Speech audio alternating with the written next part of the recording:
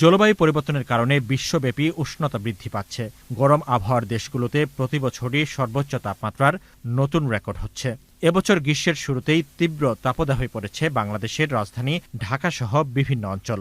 টানা কয়েকদিনের প্রচণ্ড গরমে জনজীবনে নাভিশ্বাস উঠেছে। সাউদার্ন অসিলেশন ইন্ডেক্স নামে একটা ইন্ডেক্স আছে। এই ইন্ডেক্সটা এখন ঋণাত্মক অবস্থায় আছে, ফলে এল নিনো সক্রিয় অবস্থায় আছে। সুতরাং এল নিনো যদি সক্রিয় থাকে তাহলে পূবলি বাতাসের গতিবেগ কমে যায় এবং বাংলাদেশে বঙ্গোপসাগরে জলীয়বাষ্পের বাষ্পায়নের হার কমে যায়। গত বছর কি তার আগের বছর আষাঢ় শ্রাবণে বৃষ্টি হয়নি, বৃষ্টি হয়েছে ভাদ্র আশ্বিনে, বৃষ্টি হয়েছে বৈশাখ জ্যৈষ্ঠে।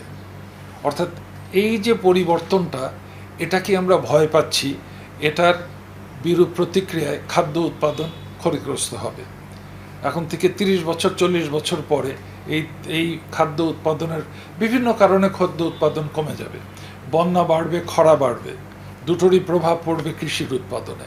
জলবায়ু পরিবর্তনের জন্য দায়ী বিশ্বের ধনী দেশগুলো, কিন্তু বাংলাদেশের মতো উপকূলীয় দেশগুলোকে এর জন্য ভুগতে হচ্ছে।